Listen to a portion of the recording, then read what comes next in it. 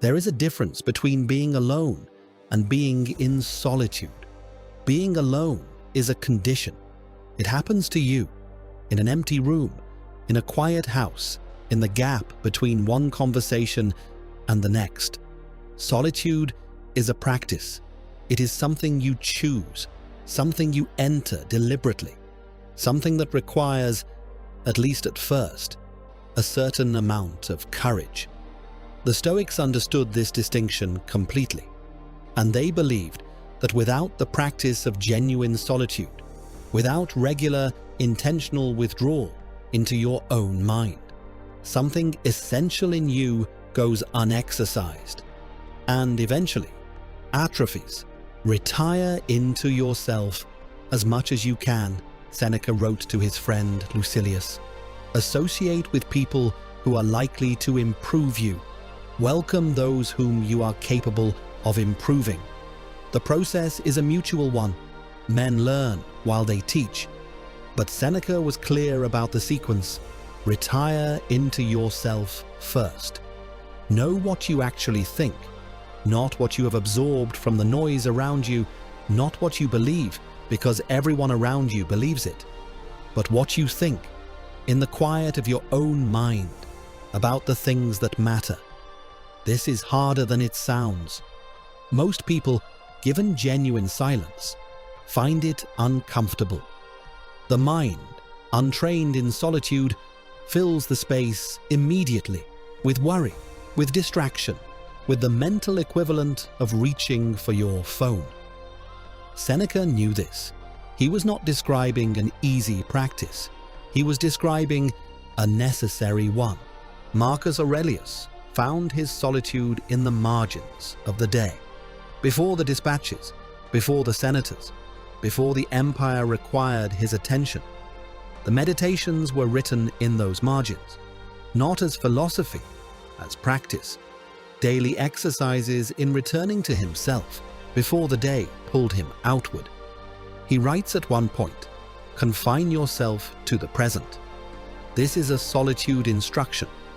The present moment, your actual experience, right now, in this body, in this life, is only accessible in stillness. The moment you are entirely absorbed in the demands of others, the present disappears. You are managing, responding, performing, but you are not present.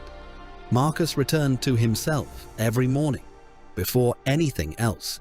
This was not luxury, it was maintenance. In 1845, Henry David Thoreau built a small cabin in the woods near Walden Pond in Massachusetts. He lived there for 2 years, 2 months, and 2 days.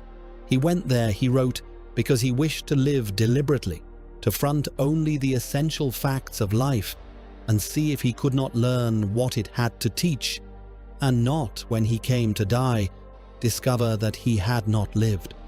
2,000 years after Seneca, the same understanding. The noise of ordinary life is not neutral. It costs something. It fills the space where thought would otherwise occur. And most people, Thoreau observed, are so accustomed to the noise that they have entirely forgotten there is a space. He went to find the space and found it. What does the practice actually look like? Not necessarily a cabin in the woods, not necessarily 2 years. Seneca managed it in a crowded city. Marcus Aurelius managed it while governing an empire. The location is not the point. The point is the intention, the deliberate withdrawal, even briefly, from the demands and opinions and noise of other people into the only place where your actual thinking happens. 10 minutes before the day begins. A walk without a destination and without your phone. The space between waking and rising, when the mind is still quiet and has not yet filled itself with the agenda of the hours ahead. These are not grand gestures, they are small ones, but done consistently, they change what you know about yourself. Solitude is not the goal, it is the preparation. Seneca was clear about this. The man who retreats from the world and never returns is not practicing philosophy. He is hiding. The point of withdrawal is return. A return with clearer eyes, a quieter mind, a better understanding of what you actually think. The Stoics were not recluses.